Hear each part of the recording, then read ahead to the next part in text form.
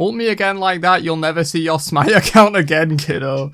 Matter of fact, you can catch a ban right now. Yeah, his dad works for Hi-Rez, did you know? His uncle's friend's dad's brother's dog works at Hi-Rez and he can get you banned, I promise. Today, we become legends. And welcome back to the most sophisticated show on the Intersect YouTube channel, where we would go to the r/Gank degenerate subreddit for Smite memes and we look at some and we laugh at them. And occasionally sigh at them, let's be real. But yeah, let's just jump right in. The jungler when the rest of the team is dead. Yes. Yes, jumping into the ring. Yes. Get that 1v5.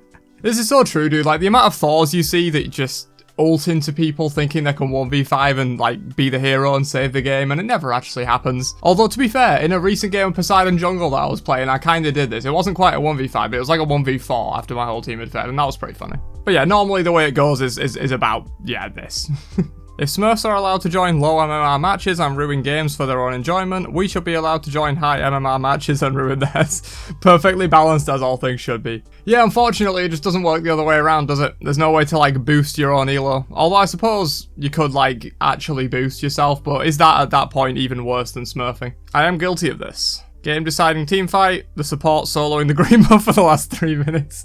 Oh, it's so true, dude, it's so true. I said in a recent video that, like, what they should do is, if you have a green starter, you should do significantly more damage to green buff, like, I don't know, 50%, 40%, something like that, so that you can actually clear your own damn green buff. Because a lot of supports, they just kind of can't when the game gets a little bit later on. And all it results in is, like, either someone having to help them or the jungler just dropping it on the way past, and sometimes the support doesn't get to pick it up. Like, it would be much easier if the support could just solo it themselves. Someone doesn't like the Poseidon combo. Ult me again like that, you'll never see your Smite account again, kiddo.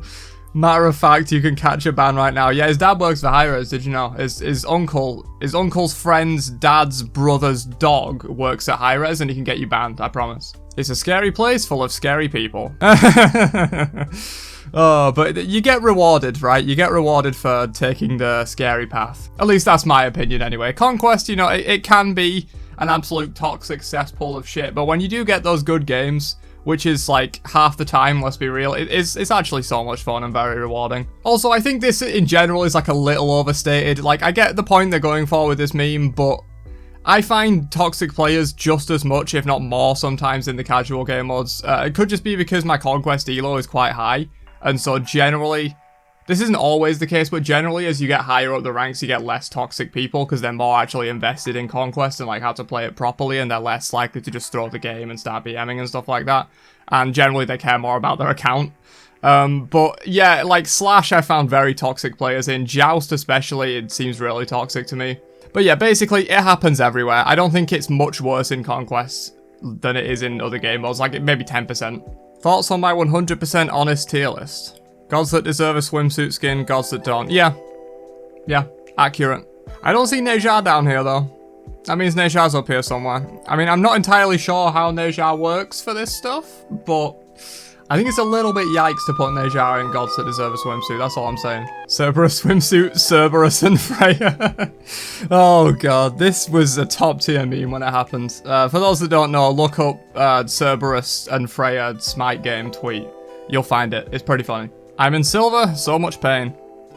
Master King Arthur doesn't exist, he can't hurt you. Master King Arthur, Jesus Christ. This is actually my alternate account, guys, don't worry. Also, with these kind of players, why is it that they're somehow worse at the game than, like, your average, like, player of the same rank? I feel like every time I run into someone that has, like, this many stars, like, they know the character pretty well, I'll give them that, but the thing is, Smite characters, there's only so much you can know about them. You don't need this much playtime to master a character in Smite, like, they're not that complicated.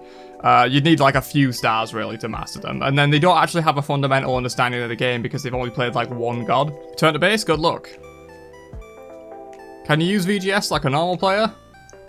You rock, oops, wait, cancel that. Enemy missing, enemies at our Titan, return to base quiet. No one can use VGS like a normal player in this game. Especially if it's default VGS pack, like, it's just so tempting to troll with because it works so well to troll with. It's like if you're playing Ra, like, I can't play Ra and you expect me to not laugh spam. It's just a given at that point. Daddy Mast? Average Weekend fan, average Mast enjoyer. Yeah, Master's actually one of the few content creators for Smite that I actually watch, because I don't watch loads of Smite content because I play the game a lot and I make content on the game myself, so a lot of my life is Smite and I don't want to also spend my entire free time after that watching Smite content, but I watch a few creators, like I watch from Mast, I watch a bit of Thebe when he uploads, but he don't upload that much anymore, and I also watch Fine OK as well. Would highly recommend all three of them. Yes, when I'm tired or tilted, all reliable, yeah.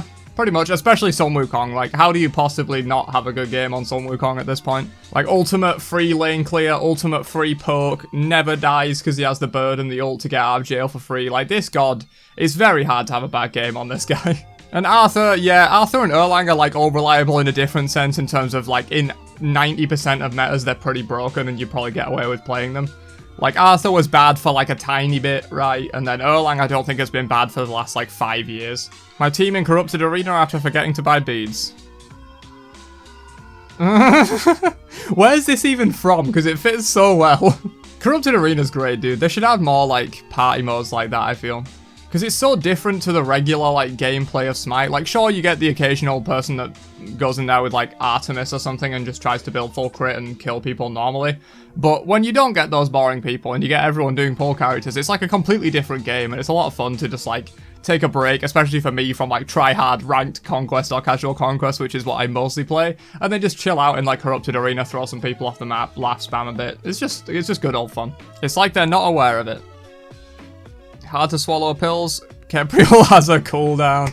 Yes, yes, dude. Same thing with Geb Shield. Honestly, in general, I feel like players are terrible at, like, keeping a little bit of track of their teammates' cooldowns. Like, the amount of time someone's been like, oh, why didn't you ult that? And it's like, bro, my ult straight up was not ready. You can literally see that my ult was not ready. Like, Minion Man? Winion69, yes, yes. The minion role is like my favorite role in Smite, to be honest. It's just, you don't have to think about anything, you just run up the lane. You occasionally get a kill on an enemy god and then the team blast spams them, and it's just real good fun, to be honest. I'm considering switching my main role from solo to minion, really. Oh, I think my ADC is calling me, gotta go. 4k HP enemy support when you find them alone in the jungle. They know which characters we play, they have the data. Hi-Res would make more money if their daily deals were actually based on characters you played.